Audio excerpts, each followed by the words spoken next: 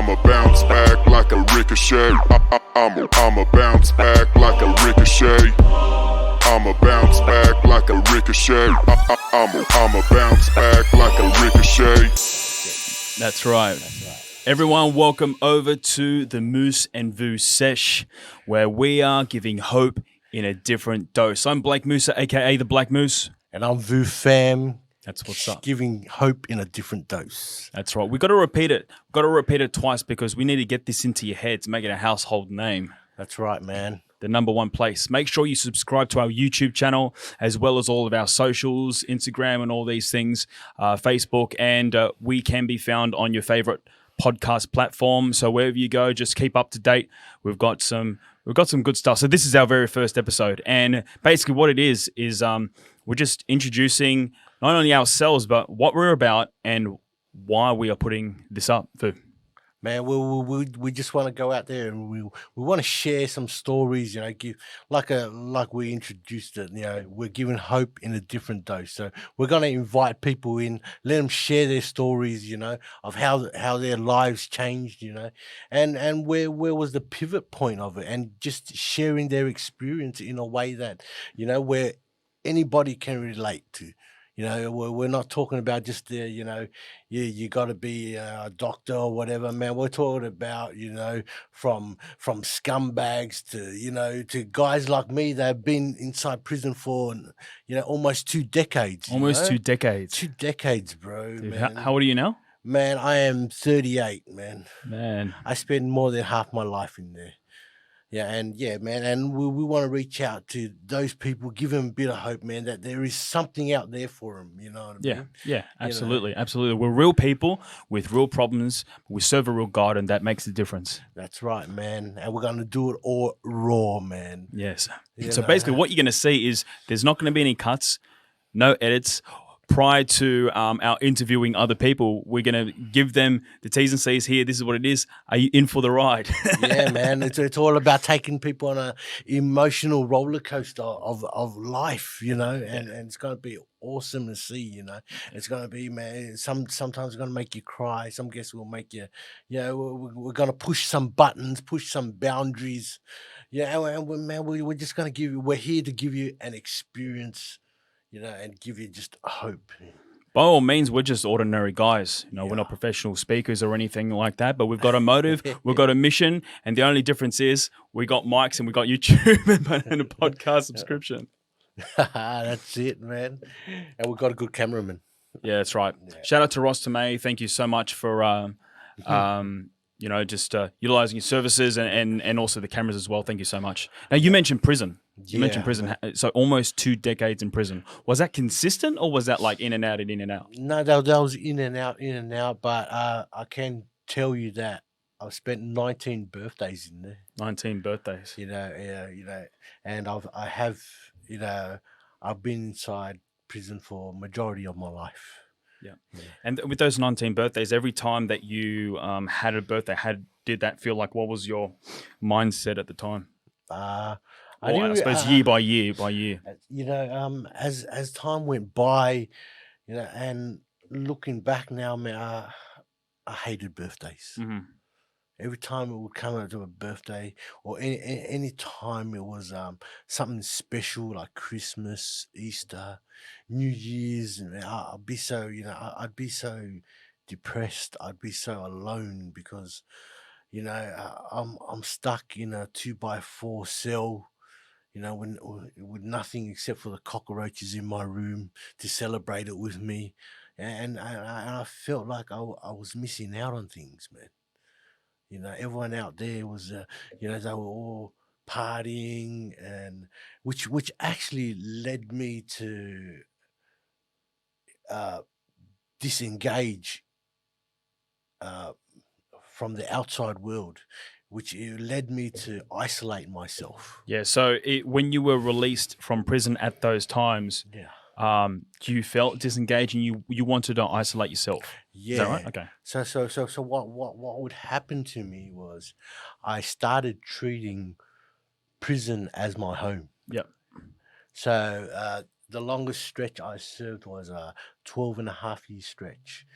and being locked up for over a decade, man. And then coming outside of prisons, so much things had gone past, gone by. My friends have gotten older. All the people I knew had moved on, had families. Yeah. Some got out of the game, and what happened to me was I felt like I was all alone, and the only people that I could turn to and speak to were people that I met inside prison. Yeah, inmates. Okay. So my only network of people were prisoners. Right. And how did that make you feel where your old mates outside moved on, families and such? How did that make you feel? How did you respond or react toward them? I didn't have any resentment. Yeah. I from my understanding, I knew, man, that was all a part of life. But for me, it was like I felt like I was left all alone. Yeah. I had no one. To a point where I had been inside prison for so long that I even stopped talking to my family. And I stopped talking to my mum. I stopped talking to everyone in my family, and I distanced myself because I felt like I was I was like the bad guy. Yeah. Which encouraged you to do bad for you to want to return back home in a sense. Is that accurate? Yeah. So home was my prison. Like I said, home was my prison. And whenever I got out of prison, man, I'd run amok. I'd go absolutely crazy. Yeah. Absolutely crazy, man. I'll be robbing banks. I'll be robbing drug dealers. I'll be selling drugs. I'll be having I'd have a ball because I didn't care about the law. I didn't care that I'd go back to prison because, man, I'm already. It was my home. It was everyone I knew was there. Yeah. Every time I got out of prison, it was like a holiday to me. I'd be out for 3 or 4 months and then back inside prison again. And I know and understand. As far as just being trapped and isolated, did you tend back in those days to find to blame other people because of your circumstances? Was that a growing development, or did you sort of just come to yourself? I'm just going to own it. I'm just going to do whatever I'm going to do. Yeah. Let me take you back. I take you back a bit. Yep. So I come from a broken family. My father left me when I was 12 years old. I had no fatherly figure. I had no role models, man. My role models were Tupac Shakur and Biggie Smalls. Yeah, same. And NWA. They were my role models. And the environment where I lived in, which was Cabramatta back in the 80s and 90s. Yep. Man, it was heroin infested. It was, it was gang territory. You're either a drug dealer or you're a gang member. So I grew up at the age of 13 joining a gang because because why? Because I had no one to tell me better. No one to say that, man, you got to go do good things. Man, I just grew up in the environment. Yeah, that's right. So even by just listening to that, and I'm sure that other people who are listening to that can relate to this, and I certainly can. We will endeavor to find a father figure in our life, whether it'd be in a man, whether it'd be in music through other people or in a gang. Whether it'd find us or we will find it, we will endeavor for that father figure in our lives. Yeah. It's like this as you're growing up, you want direction. You want people to tell you where you're heading. You want someone to tell you, oh, man, you're doing good. What do you say to those people who say, oh, I don't need a father figure. I'm gonna make my own footsteps, and I'm gonna do whatever I'm gonna do and whatever I see fit. What would you say to those people? You're going to end up in prison, man. Simple as that. You're going to end up 6 foot or in prison, man. 6 foot under in prison, man. you know, because man, man, it's as growing up as a young man, you know, we need these people to guide us. You know, we're looking for belonging. We're Yeah. looking for someone to say, "Look, man, this is where you're going to go." And you know, and being very young, we're very easily influenced as well. Yes. You know, I tell you the truth, man. Like most of the things that I done, I didn't want to do it. Yep. You know, because we're right. We all got consciences, right? Yes, that's right. We all got consciences. We're birthed and we have a conscience. Man. Yeah. There's all that restraint Yeah, you before know, we take yeah, to want to take off that seatbelt and just yeah, wrong. man. It's like, man, are you gonna rob this place but you know it's wrong. Yeah. You know, you're gonna rob it anyway. You know, and you know, there's always that fight within you. You know, and yeah, without the right guidance. Mm-hmm. You know, as a young man growing up, you know, man, it could cost you your life. Yeah. Yeah. You know, and yeah.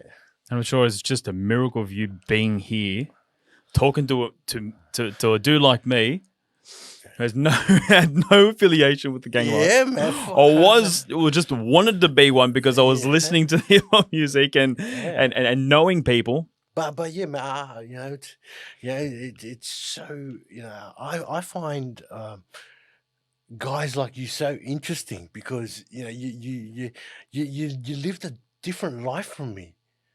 You know, and like what you find intriguing is the same thing. You know, in me, I find intriguing in you. Yeah. You know what I mean? It's Yeah. like a light and shade. You know what I mean? And yeah, man, like man, you just like you grew up in the same area as Yeah. me, too. 2166 every. Yeah, that's us the OGs Who on the cares? 2166. That's right. Who cares about postcodes, man? Man, what about all this rap stuff going on about all these districts and you know these Drill music. Yeah. Drill is that even music? Not sure. You know, and I'm watching these things the other day on my computer, and they're actually doing.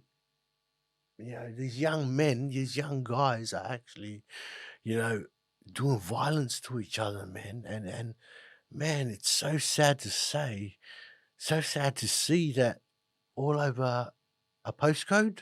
Like really, if it had some money involved in it, I understand. But the postcode, the government owns it. Yeah. They don't own it. You know what I'm saying? That's right. I must admit, I do like. I mean, I do like the beat.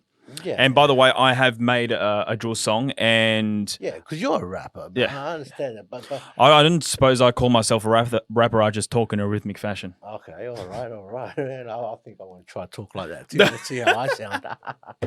but yeah. But it's so you know what I see, from my understanding of growing up in a gang and what I'm seeing now, man, it's man. Why are you fighting over these little, you know, postcodes or area codes when none of you are making money? And why do you want to be a gangster? Yeah, why do you want to be gangster, man? What do you want to spend yourself 20 years locked up in a fishbowl for? What do you want to do that to yourself for?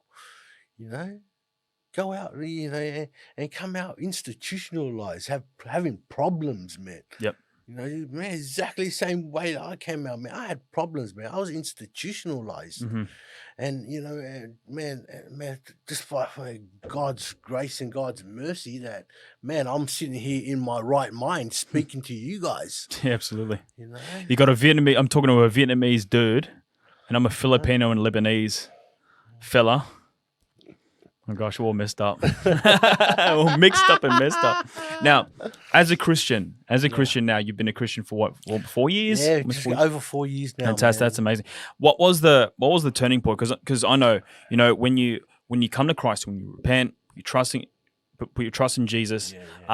There's that fine line, right? Yeah. Because you know, out with the old, in with the new, but you don't become a perfect man, a priest or a pastor straight away. Right? I'm sure it's a process. That's right. But there would have been a pivot point, right? Yeah. Tell us about that pivot point, that make or break point in your life where I'm gonna push it aside. I'm gonna live for God, live clean. Well, it was out of desperation. Yeah. Man. I'd come to a point in my life where, I was either gonna end up dead, Yep. all right, or I'm gonna end up back behind bars, and I didn't want that anymore. I was 35. I had no vision, man. I couldn't see anything beyond that anymore. Yep. Man, and I was so heavily hooked on heroin and on ice. Man, I didn't know where I had no sense of direction at all. Yep. I didn't know whether I was going up. I didn't know whether I was going down, left or right. I didn't know where I was going. I was just so sick of it. So it drove me to a place where, man, I became suicidal. And I remember, my friend, he brought me to church, and and no, he didn't bring me to church. Sorry, he brought me to a garage. And I know, sounds funny, And he said, Starting to look seedy now. and he told me, "Oh man, can you meet my pastor?" I said, "Yeah." And this dude came out, and man, he was heavily tattooed. I'm looking at him, and I'm thinking, man, you just bring me to set me up or something and get me killed or something. What's going on here? Dude looks just like me. Yeah, man, this guy's heavily tattooed. He got chingy eyes like me, man. This ain't happening.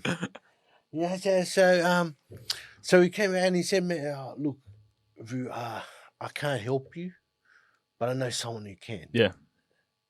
He said, "Jesus can help you." Mm-hmm. And I was like, "Oh." So he says, "I'll just repeat after me." And I said a prayer. And that day, I remember, I was so high, man. I didn't know where I was. Wow. All right. And I just sat and I said, You were high while you prayed? I was high when I was praying. That is man. sacrilege. That is, I was so high,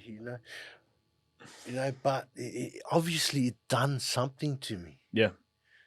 It was a next morning. All right, the next morning I went back to my hotel room. I had to sleep. All right.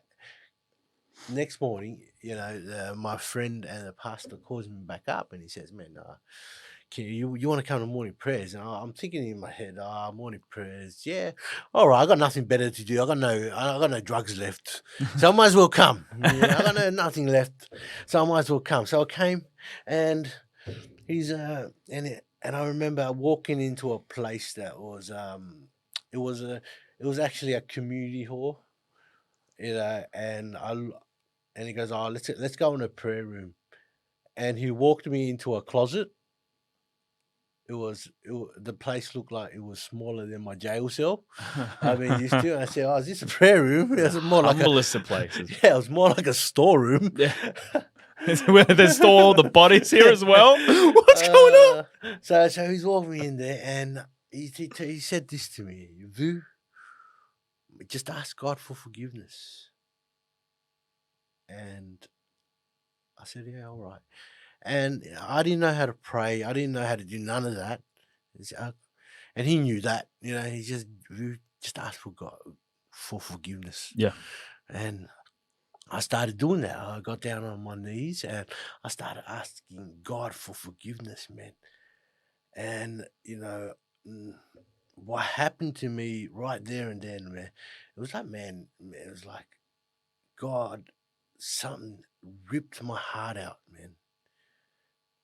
It gave me a heart transplant right there and there. Yeah. Man, because if you knew me when I was in prison, man, I was a character, man. I spent a number of years in segregation. Segregation is a place where you're all alone. I spent a number of years in the Supermax as well, where they keep the worst of the jail system. And from getting back to the story, I was a pretty cold-hearted person. I've done some things I'm not proud of. A lot of, I had a lot of things weighing on my shoulder for a long time. Yeah. Long time. This guilt was, man, it was eating at me, man, for a very long time with things that I had done. Which drove me to being suicide as well. Yeah. So at that moment, when I felt God just rip his hand into my heart and boom, gave me a new one. Man, I was there, man. I'll tell you something, man. I felt so insignificant, man. I knew from that moment on there was something out there that was much bigger than me, much scarier than me, more powerful. So it's like you Googled out. Yeah, man. It was like, man, I don't know what it was, man. And to this day, man, I'm not going to try to understand it. I'm not going to try to understand God. What happened to me there? I'm just going to accept it. You can't make that up. I can't make it up. And what I felt there and then, man, and at the same time, man, it was like, man, a burden had been lifted off my shoulders. Yeah, man, I'll tell you something, man. Inside my head, man, if someone could really go inside my head for a day or a few seconds, I guarantee you, their head would explode. Their head would go bum. But yeah, man, God, man, that moment right there, man, boom. And you know what? That day, I still remember, was the 7th of April, 2016, was the day that I gave myself to Jesus Christ. Man, it was so liberating, man. It was so, man, I never felt such a, man, I don't know how to explain it, man. But, man, I'll tell you what, man. I was tiny. And I'm a big man. Yeah. I'm not a little man, man. I'm a big man. You are a big man. I remember when I first you were a much smaller man, thinner man. And we're at already. Well, I'll explain the story again as per our previous episode. But your pastor. Yeah. We're all out of fellowship. We're hanging around at someone else's house, just having fun. Yeah. He had to go with his fam, and I'm sure his his car was packed. He called me and he said, "Hey Blake, are you able to drop this guy off? He lives nearby your house." Yeah, what's his name? Yeah, Vu. Yeah, he's a new believer. Yeah, great. It was a former gang member and went inside on all these things. But yeah, no pressure, no trouble. Yeah. I'll take in all the serial killers. No worries. I'll drive them home for you. So okay, and obviously my wife was there, and our first daughter was there. She was about a few months. Okay, what's what can go wrong? What can go wrong? And I saw you, man, and hey, how you going? It was a bit awkward at first, I confess. And we're on the way home. You crack these jokes, bro. Yeah, you just crack. I can't remember them. But we hit it off. It was fun. Yeah, man. I remember, man. That was a blast, man. I had it in that car, man. Yeah. I think, man. I was like, man. I was only a couple of days old. Yeah. Being a Christian, being a new believer. Yeah. I was only like, not even a week, man. But yeah, man. So, man, not in any other day, I think if I wasn't a Christian, I'd get in the car with you. I was going to say the same thing. You'd let me in the car. What would I... Oh, yeah. And lock the cars and drive off on me. Me? Not a Vietnamese man in my car? I'm sorry. Who is this Lebanese? Yeah. But yeah, that's man. Right. Out of all days, man. And one thing I do appreciate, man, our brotherhood and our friendship just over these years, and me even learning from you, man, just by your experience, your testimony. You've just been a tremendous encouragement. I just really do value this, man, and I appreciate you calling me just to start what we have now. Yeah, man, this is awesome, man. It's awesome because, man, not in a million years. No. What I think, man, I'll be sitting here doing this, man. Yeah, that's right. Not like we believe in evolution or anything. That's just a figure of speech to whoever's listening. For all you Darwinism. Darwin's in the Northern Territory, isn't it? So yeah, man, and man, it's just an absolute joy. Yep. You know, one of my best things is for me to share my story of what God has done. Yep. You know, and I just share bits and pieces of it, to some people, and that sometimes I get the reaction where their jaw just drops all the way to their feet, and they're like, "Man, am I really? Is this guy for real?" Mm-hmm. I get that all the time. Yeah, and a lot of people like because I'm still around in the same neighborhood. Yep. A lot of people tend to come up to me and go to me, "Hey, View, I heard you're a Christian now." And Yeah, bro. I go, "Yeah." And they're like, they're so happy because they don't have to watch behind their back anymore. Oh man, wow! So, how is that like? You meeting old mates or enemies or whatever? How is that like? You know, man, they are 100% for it, man. Wow, They've seen amazing. how my life has changed, and Yeah. and it's that experience where they look at me and they go, "Man, he's got something I want." Yeah. A lot of them are still in the game. They're still doing this and that. But I tell you what, they're not happy. It's all fake, man. Yeah. All that stuff. They're driving around in nice cars and that. But at the end of the day, when they put their head on their pillow, man, they're not having a sound sleep. Mm-hmm. Yep. You know, they're constantly watching their backs. You know, and when I approach them, man, they see it in me. You know, and I hope that encourages them to turn your life around, man. There's something better for you out there. Yeah, straight. You know. And I don't know how you feel, man. Every time I see old schoolmates, people that I used to hang around with back in the day, again, it's just the same conversation, just to try to whatever I can do to encourage or tell them and share them the gospel, share them my story. Yeah. I'm not sure what else I'm going to talk about. Yeah. What, the UFC? Yeah.